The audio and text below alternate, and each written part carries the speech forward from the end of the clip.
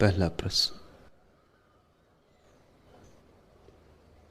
तड़फ ये दिन रात की, कसक ये बिन बात की।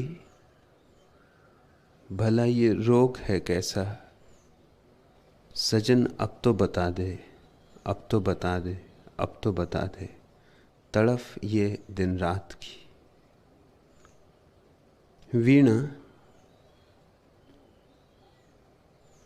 ईश्वर की जिज्ञासा करनी जीवन का सबसे बड़ा अभियान है। उसके पार फिर कोई और खोज नहीं, उससे बड़ी कोई और चुनौती नहीं। और स्वभावतः जो इस अनंत की यात्रा पर निकलते हैं उन्हें बहुत पीड़ा झेलनी पड़ती। पीड़ा मधुर है, पर पीड़ा फिर भी पीड़ा है।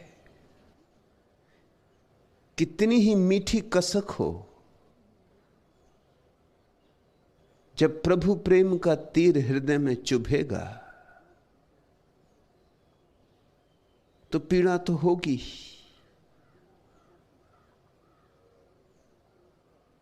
और प्रभु प्रेम का तीर लग जाए तो उसका फिर कोई इलाज नहीं। उस बीमारी की फिर कोई दवा नहीं। फिर तो बीमारी का बढ़ जाना ही दवा है। फिर तो बीमारी इतनी बढ़े कि बीमारी ही बचे और तू ना बचे तो दवा है। ईश्वर की तड़फ तुझ में उठी, सब में उठनी चाहिए, क्योंकि जीवन ईश्वर की खोज के बिना अर्थहीन है, रंगहीन है, गंधहीन है। ईश्वर के बिना आदमी है क्या? बांस की एक पोंगरी। ईश्वर से जुड़ जाए तो बांसुरी बने, ईश्वर से जुड़ जाए तो गीत जन्मे।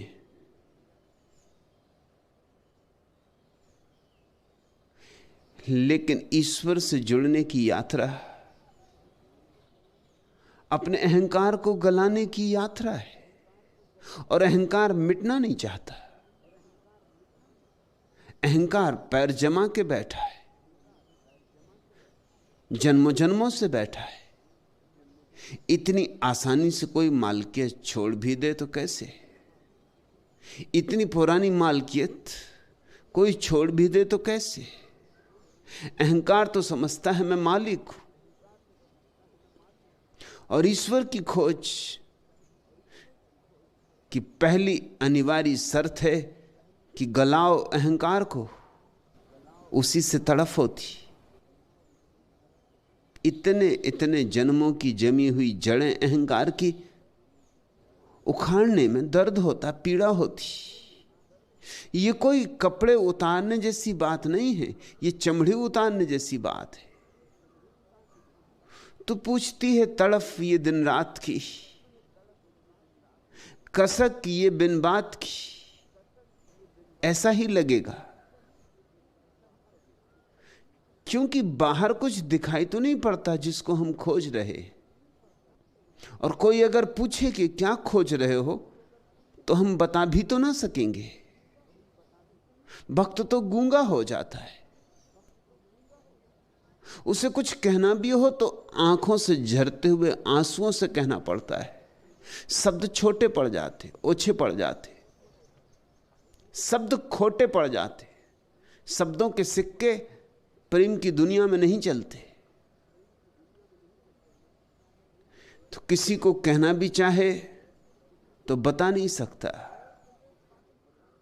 रोए तो लोग पागल समझे, हंसे तो लोग पागल समझे, चुप रहे तो लोग पागल समझे, और कुछ बोले तो अपना ही अंतःकरण कहे कि ये बोलना ठीक नहीं, क्योंकि अन बोले को कैसे बोला जाए, अन कहे को कैसे कहा जाए।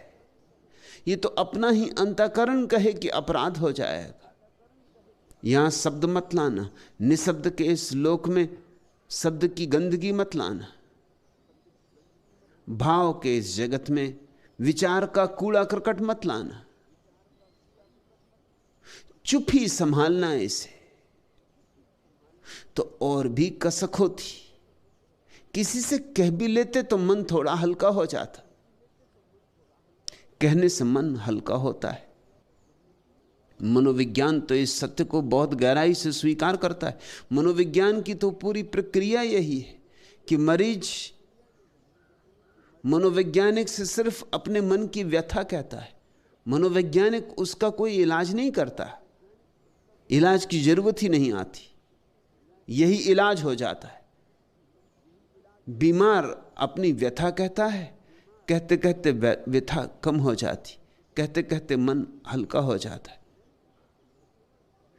मनोचिकित्सक तो केवल सुनता है। मनोचिकित्सा का पूरा शास्त्र सुनने की कला है। मनोचिकित्सक चुपचाप सुनता है, ध्यानपूर्वक सुनता है, बड़ी लगन से। तुम्हारा कूड़ा कड़कट जिसमें कुछ भी सुनने योग्य नहीं, उसे ऐसे सुनता है जैसे हीरे जवाहरात बरसते हो। और जब तुम्हें कोई इतने भाव से सुनता है तो तुम अपना हृदय उंडेल देते हो। उसी उंडेलने में पीड़ा तिरोहित हो जाती। मनोचिकित्सा को चिकित्सा नहीं कहना चाहिए, क्योंकि वहां औषधि तो है ही नहीं कुछ, न ही चिकित्सा की कोई विधि है। सिर्फ एक सीधा साधा मनुष्य जाति का हजारों साल का अनुभव है, निचोड़ है कि दुख कहने से हल्का हो जाता है, सुख कहने से गहरा हो जाता है, दुख कहने से हल्का हो जाता है। इसलिए तो लोग एक दूसरे से दुख की बातें करते हैं, अपनों के पास बैठ के दो क्षण रो लेते हैं तो बोझ कट जाता है। लेकिन परमात्मा को जो खोजने चला है उसकी पीड़ा तो मनोवैज्ञानिक हल नहीं कर सकता। परमात्मा को जो खोजने चला है वो तो सभी चिकित्साओं के पार है। उस बीमार का तो कोई इलाज नहीं, उसका कोई उपचार नहीं। एक तो कहा नहीं जा सकता, कहो तो कोई समझेगा नहीं, कहो कुछ लोग कुछ और समझेंगे। भक्तों को तो सदा सदा लोगों ने विक्षिप्त समझा है, इसलिए भक्त को चुप ही रह जाना पड़ता है, अपनी छाती में दबा लेना पड़ता है अपनी कसक को। और ऐसा ही लगेगा कि दिन रात रहेगी ये कसक, ये भूले से ना भूलेगी। उठते बैठते हजार काम करते ये कांटा भीतर चुभता ही रहेगा। ये कांटा समयातीत है, कालातीत है, इसलिए समय से कोई भेद नहीं पड़ता। जागो तो ये है, सो तो ये है। भक्त की आंखें नींद में भी गीली होती हैं आंसुओं से। नींद में भी भक्त सपने किसके देखता है? तुम किसके सपने देखते हो? जो आदमी धन का दीवाना है वो धन के सपने देखता है कि मिल गई तिजोरी राह के किनारे पड़ी हुई, की गिनती करता है, रुपयों की गिनती करता रहता है। जो पद की तलाश करता है वो सपने देखता है कि पद पर पहुंच गया, हो गया प्रधानमंत्री, हो गया राष्ट्रपति। जो परमात्मा की खोज करता है उसे तो उसकी बांसुरी की टेर भी सपने में गूंजती सुनाई पड़ती, उसे तो उसकी ही छवि तिरती रहती, उसे तो उसका ही भाव तिरता रहता है, उसे तो एक ही बात पकड़े रहती, उसकी श्वास श्वास को एक ही गीत पकड़े रहता है।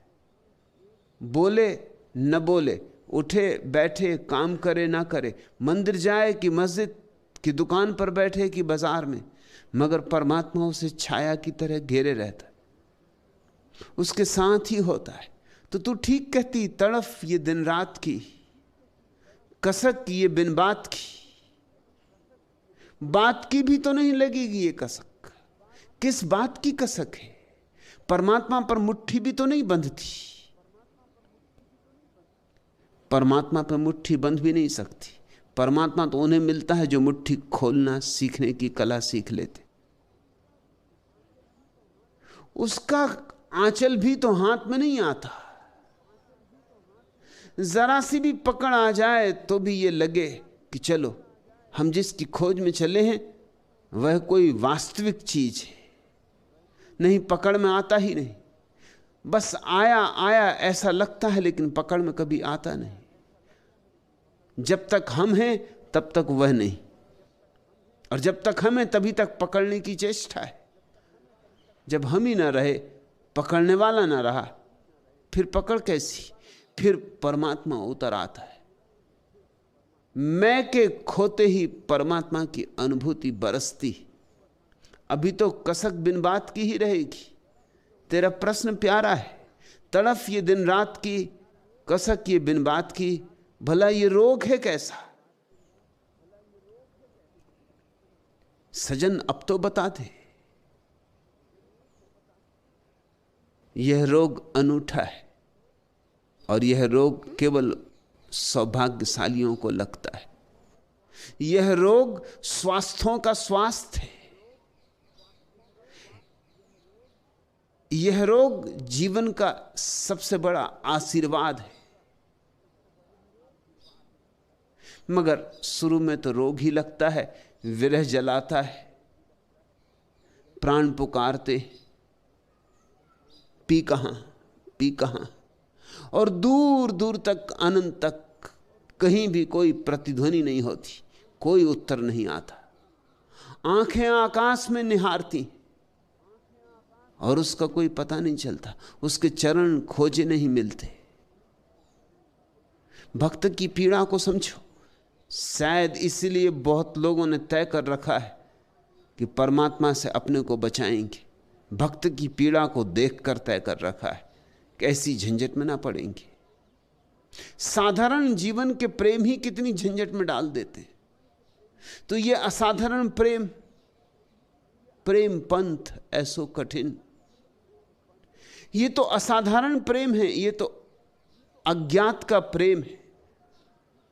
इसका तो कोई ओर छोर नहीं है, इसका तो कोई किनारा नहीं है, ये तो सागर तटहीन है। इसमें तो जो उतरे वो डूबे, इसमें तो डूबना ही उबरना है, इसमें तो मिटना ही पाना है। चांद, मैं उसे अवश्य पकड़ूंगा, प्रेम के पिंजड़े में पालूंगा, हृदय की डाल पर सुलाऊंगा। प्यार की पखुड़ी चाहे की अखड़ी, चांद उससे स्वप्नों का नीड़ सजाऊंगा। तुम्हारा ही तो मुकुट है। फूलों के मुख पर तितली सा बैठकर वह सतरंगे पर फैलाएगा। मैं उसे इंद्रधनु की झूल में झुलाऊंगा, प्यार का माखन खिलाऊंगा। तुम्हारा ही तो मुख है। चांद, मैं उसे निश्चय चखूंगा, फूल की हथेली पर रखूंगा। तुम्हारा तो प्रकाश है। भावों से सजाऊंगा, आंसू से धोऊंगा। तुम्हारी ही तो शोभा है। पत्तों के अंतराल से, अलकों के जाल से मैं चांद को अवश्य पकड़ूंगा। दृष्टि नीलिमा में, रूप चांदनी में बखेरूंगा। तुम्हारा ही तो बोध है। जैसे चांद को पकड़े कोई, पकड़ना चाहे कोई। छोटे बच्चे चांद को पकड़ना चाहते हैं, हाथ फैलाते चांद की तरफ। कृष्ण के जीवन में कहानी, जब वे छोटे थे तो चांद को पकड़ने के लिए आतुर हो गए। आकाश में उगा होगा पूर्णिमा का चांद, और कृष्ण रोने लगे और रूठ गए,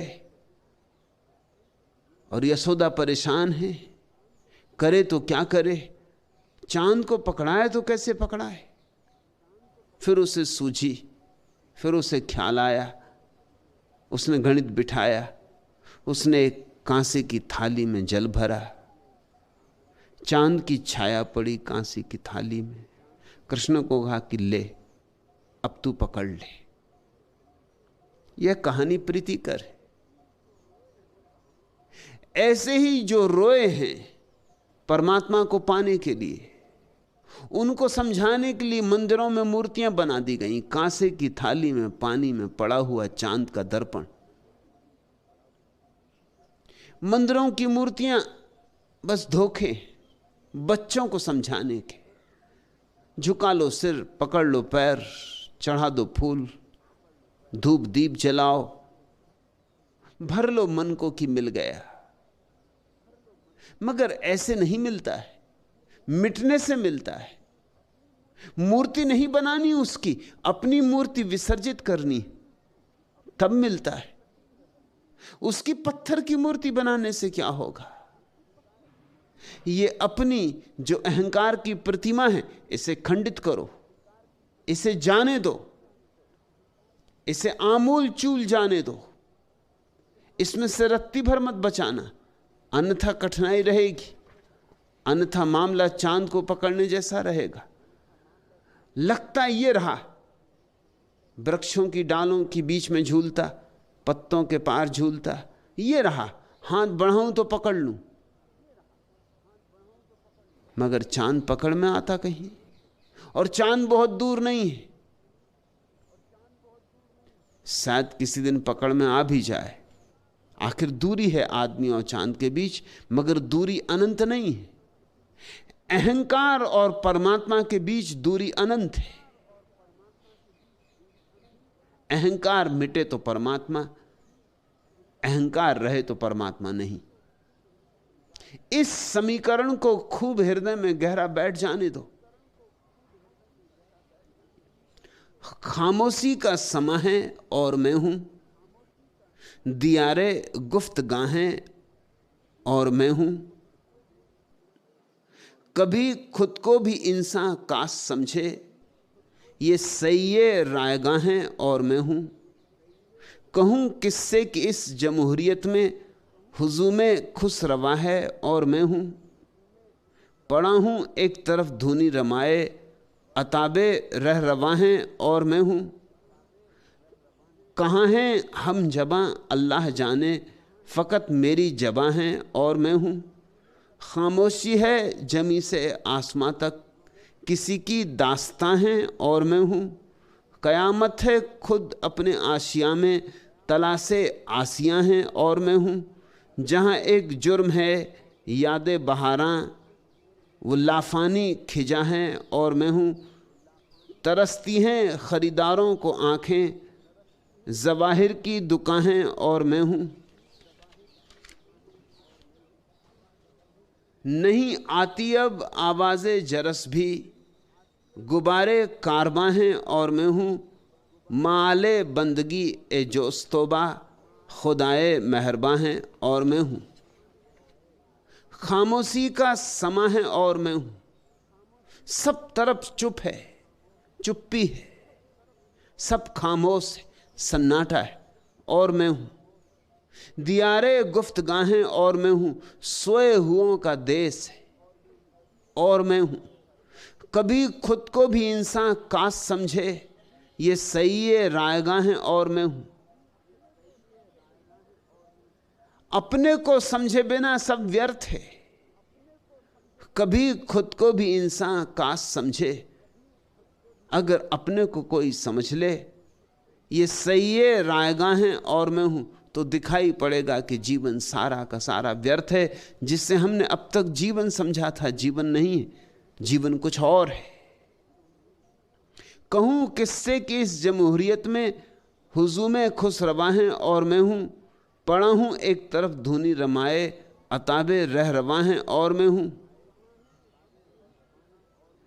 कहाँ हैं हम जबां अल्लाह जाने, ये फ़कत मेरी जबां है और मैं हूं। खामोशी है जमी से आसमां तक, किसी की दास्तां है और मैं हूं। कयामत है खुद अपने आसियां में, तलाशे आसियां हैं और मैं हूं।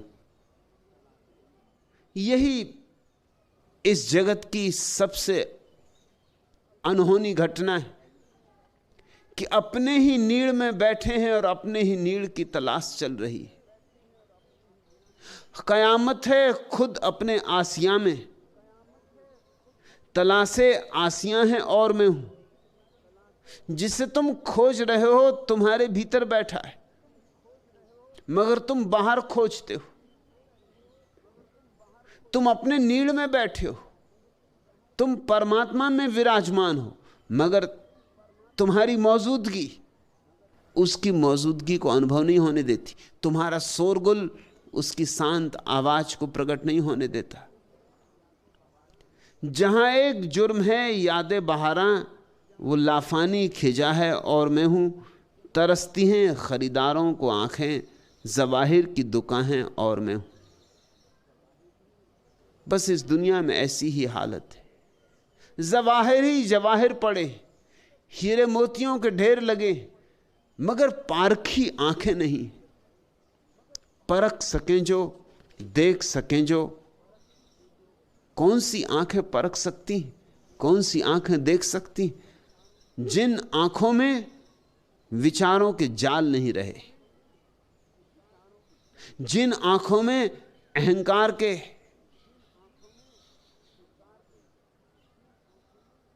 अंबार नहीं रहे, जिन आंखों में मैं भाव समाप्त हो गया है, वे पारखी हो जाती। उन्हें फिर हीरे ही हीरे दिखाई पड़ते। फिर परमात्मा दूर नहीं है, पास है। उपनिषद कहते हैं परमात्मा दूर से भी दूर और पास से भी पास। विरोधाभास मालूम होता है। गणित तो कहेगा, तर्क तो कहेगा दूर है तो दूर और पास है तो पास। ये कैसा वक्तव्य हुआ कि दूर से भी दूर और पास से भी पास? लेकिन ये वक्तव्य सही है। गणित लाख कहे, तर्क लाख कहे, यहां तर्क और गणित की कोई गति नहीं। परमात्मा दूर से भी दूर है अगर तुम्हारी आंखों में अहंकार की धूल है, और परमात्मा पास से भी पास है अगर तुम्हारी आंखें अहंकार से मुक्त हैं।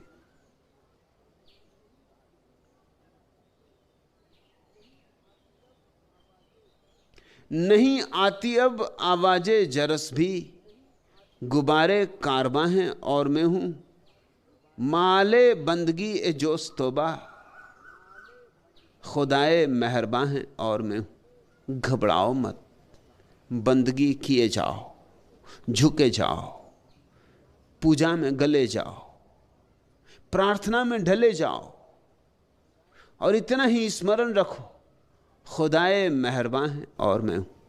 परमात्मा की अनुकंपा अपार है। खोजोगे मिलेगा।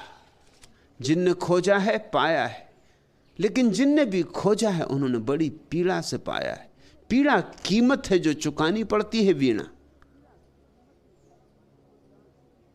तू पूछती तड़फ ये दिन रात की, कसक ये बिन बात की, भला ये रोग है कैसा?